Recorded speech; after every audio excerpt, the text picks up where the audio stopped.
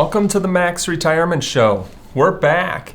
My wife and I were blessed with a beautiful baby girl on December 29th, and with that, took a few months off for some much-needed family time. And now, we're back. And as you can tell, we're back with some big changes. You might have noticed I called it the Max Retire-ment Show. That's right, we've rebranded the show as we want to make sure that it aligns with what we do here at Sierens Financial Group, which is helping people retire and maximizing their retirement story.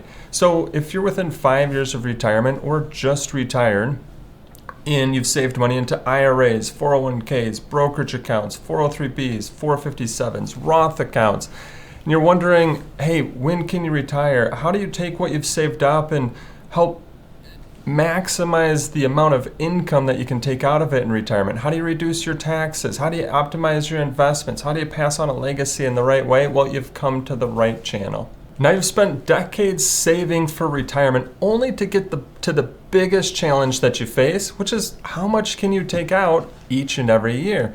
And most people think that they just take out the same amount each and every year, like the simple rule called the 4% rule.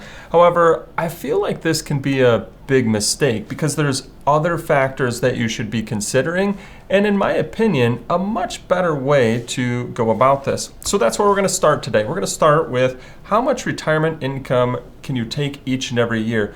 Which strategy should you be considering as you go into this new stage of life? And I'm going to tell you what I feel like most people get wrong. After that, we're going to move into the retirement chart of the week. There's been a lot of volatility in the market. I want you focusing on your investment plan and investment strategy. If you don't have one, you should get one.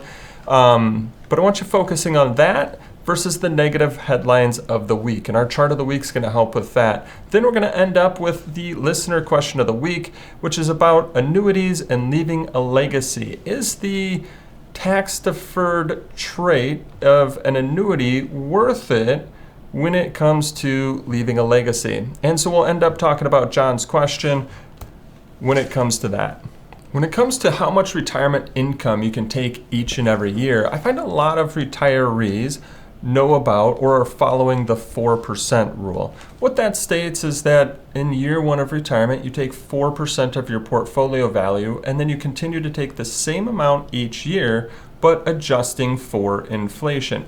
And it's a really simple rule of thumb. However, in my opinion, it kind of forgets to factor or doesn't factor in some major things that you need to think about. What if there's a major market downturn? How about changes in your spending as you go through retirement? And then what if you're to start different retirement income sources like Social Security or pensions at different times? A lot of people want to optimize their Social Security. They might not start it right when they retire. So in my opinion, and the way that we go through things with our clients is that we feel like that there's a better way, a more dynamic way when we're creating our income plans, which is a key pillar of the Max Retirement Blueprint for our clients. We want to create a spending plan that helps people adjust their spending as life changes. And so we're not a huge believer in the 4% rule because we feel like there's a better way because of other factors that you need to consider. So let's talk about those factors and then let's talk about that better way. So as you plan for retirement spending and taking income from your retirement savings, there's three key factors that you want to consider when it comes to not only how much you can spend, but how much do you want to spend. And the first factor that you need to consider are the phases of retirement. You've probably heard of these before, but just to go over them, there's the go-go years, the slow-go years, and then I wish there was a better name, but they call it the no-go years, where you might just be staying at home. And so it's really important to consider those different stages of retirement. They are real. I've watched many people go through these different stages of retirement as we've helped them with their retirement plans. And guess where most people spend the most money? Typically in those go-go years where they have travel, activities, doing things with their family, just that initial excitement of retirement, wanting to go explore be active, and do all those things while you're youngest and healthiest. Tell you a quick story. Most people come to us for help while they're approaching retirement, but we do have some that as they retire come for our help, as well as some just later on in life based on the services that we offer. And had one client that came to us in their mid-70s, and as they finally put together a retirement income plan in their mid-70s, when we were able to show them how much they could spend, they looked at it and said, well, this is more than what we need. I wish we would have known this 10 years ago. So that's why it's really important that you factor into these different stages of life. It's almost like a smile. A lot of times we see it's going to start off where you're spending more, it's going to go through a decline, and at the end, depending on health, it might kind of come back up. So factor number one, understanding the stages of retirement and how much you're going to want in each of these different stages. Factor number two is market conditions and your investment strategy. And here's what I mean. If you're following the 4% rule, taking out the same amount each and every year, adjusting for inflation, are you going to be able to still handle that when the market has a major market decline? You might be like, well, we've been through some of those, but what if the decline is 20%, 30%, 40%? Are you still going to be able to handle doing that? And the other thing is actually, should you still be taking out the same amount? You see, you might need to be making some adjustments because you also might not want to be selling at such a major market decline, because when you sell your equities at a loss, it then becomes a lot tougher to gain that portfolio back up. Now, the 4% rule is saying, hey, we're going to do the same thing throughout retirement. The other side of that is, what if we've got some good market increases? What if your portfolio value is shooting up because the market's doing so well? Are you going to take more money out, or are you still going to follow the 4% rule? So you'll see, as we talk about a better way, having triggers to understand when you might need to tighten the belt a little bit, or on the good side of things, when you should be taking out some more income. Now, the third factor to consider is taxes. Now, taxes will have an impact on how much you can spend and can withdraw in retirement, especially if you've saved into those IRAs, 401ks, 403bs, 457 plans, because you haven't been taxed on any of that money yet. And if you've saved $1 million, $2 million, $3 million or more into your retirement savings accounts, it's quite possible that you might see higher taxes in retirement than what you find today because of that key thing called required minimum distributions that start, well, right now at age 73 or 75 based on when you were born.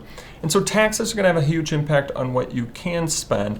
And if you were to, again, just do the 4% rule where you're just taking money out each and every year, you might miss out on hundreds of thousands of dollars, potentially, of income because you're not making tax-smart retirement withdrawals, taking from the right accounts at the right times. So tax is a big thing that you want to focus in. Now, before we get to the better way, if you're watching this and you're going, yep, I've saved into those accounts and I'm going to have to pay taxes in retirement, we do have a free guide to unlocking hidden tax savings opportunities that you might be interested in.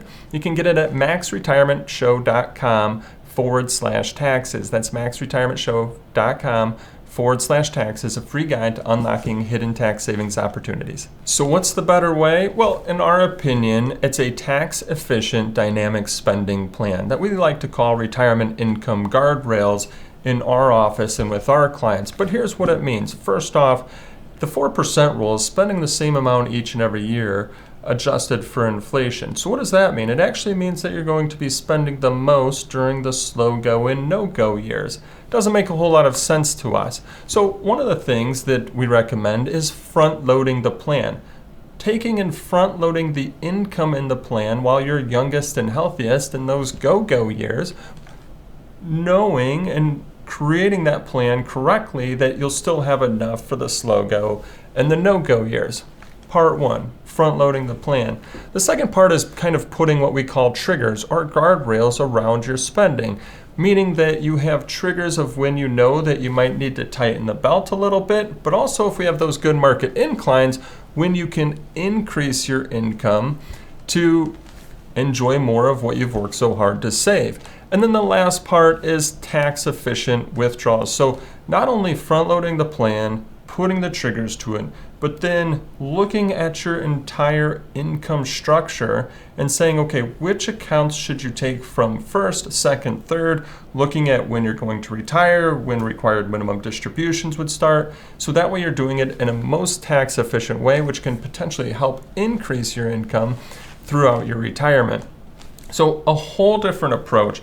And this is exactly what we map out for our clients when we're putting together that structured income plan as part of our Max Retirement Blueprint, because we want to help give them that permission to spend earlier on in retirement. So doing the 4% rule, simple rule. I'm not saying that there's something totally wrong with it. We just feel like there's a much better way to go about it. Now, part of making that retirement income plan work is having an investment strategy that you would stick to. And there's been a lot of volatility in the markets lately. And so that's why I thought of this specific chart for this week's retirement chart of the week. I realize with volatility, it can kind of get us sometimes questioning our decisions, questioning our investments, questioning kind of where we're at and should we be making any major changes. And so I thought that this was a good chart for right now, because the year's kind of kicked off where there was a lot of positive ground and then it's been some shaky ground. And so first off, if you don't have an investment strategy, you want to put one in place. But if you do have one in place and it's married up with your retirement income plan, hopefully this kind of helps you kind of settle those nerves when you see all the headlines speaking about negative news and market declines. So this is from the JP Morgan Guide to the Markets. I'll include a link in the show notes. And what this is showing us, all of the dark bars here is where the market ended each and every year from 1980 until today. The red dots for each of the years is showing an intra-year market decline. So that means in a year, so let's take an example here, like 2023, there was an intra-year drop of 10%. That means during 2023, the market went down 10%, but guess what? It still ended up 24%. How about 2024? There was an intra-year drop of 8%, but the market still ended up at the end of the year up 23%. So what's my point here? Well, that through each year, there's been a market decline. You can see there's a red dot for every year. Now, am I going to say that the market's going to end up this year or end down this year? We don't know that. But I think what we can take away from this chart here is that the annual returns were positive. Even with the market declines middle of the year, the annual returns were positive 34 out of 35 years. So ignore the news, ignore the next major market headline, and focus on your investment strategy, your income plan, and your retirement blueprint. So let's wrap up with our question from John. Now, John sent in a question a few months ago, and John, thanks for your patience. Maybe you found the answer, but I'm sure this will help a lot of people out based on what you've asked. John says, I'm age 67, I have 1.5 in retirement savings, 250,000 sitting in a savings account. It's quite possible that the funds won't be needed and will pass on to my children. I was thinking about shifting some of the savings account money to an annuity, as I was told it will defer the taxes. Is this a good idea? Will my children receive the money tax-free? John, this is a great question. A lot of times when new people are coming in to meet with us, this is something that I see is that they commonly get wrong, but may have already purchased some products. And here's what I mean by that. First off, does the annuity defer the taxes? Yes. And could it be potentially the right fit for you? Yes. Could it be potentially the wrong fit for you? Maybe that as well, because we have to understand what your goals are and what you're trying to achieve. Now, from what you've told me your goals are and what you're trying to achieve, it might not be the right thing for you. So let's talk about that. So first off, how does an annuity defer the taxes? What does that mean? Well, let's just say you put in $200,000 and it grows to $500,000. You've deferred the $300,000 of gains until you take the money out. Now let's just say you use that money, John. You're going to have to pay income taxes on that $300,000 of gains. Okay. Now, you said your goal here was to pass this on to your children. So this is the big however when it comes to annuities. The key thing that people miss is that you're going to have to pay income tax on the gains, and if you pass away, guess what? Your children will also have to pay income taxes on the gains. Now, based on what you've said, kind of some of your goals here are, and again, we'd have to go into a much deeper dive, but there might be a better way, which would be a brokerage account and putting that money into equities in the brokerage account. Now, the reason for that is that two things. One, if you were to take the money out, that as long as you've let the money sit there for over a year, you'd be paying long-term capital gains versus income tax, which is a more favorable rate. The other thing is that when your children inherit this brokerage account, again, say you put in $200,000, grows to $500,000, they will get a step up in basis, meaning they'll step up from the $200,000 to the $500,000, and they won't owe any tax on the $300,000 of gains. So, is the annuity right? Is the brokerage account right? As you can all see, it depends on what your goals are for your money, what you're trying to achieve. What are you trying to achieve from a tax standpoint? What are you trying to achieve from a legacy standpoint? One thing that John didn't mention here, but maybe he wants to think about, is that if he's got his income plan in place and his investment strategy in place, and this is surplus money, does he want to start gifting to his children today and enjoy watching them inherit that money and hopefully using it in a productive way? So, John, hopefully that helped you out. I'm sure it helped a lot of people out. Thanks for sending the question in. And with that, wrapped up on today's show.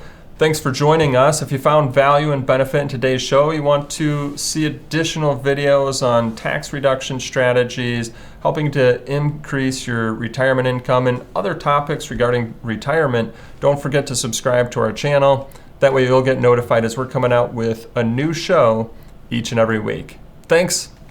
Have a great day.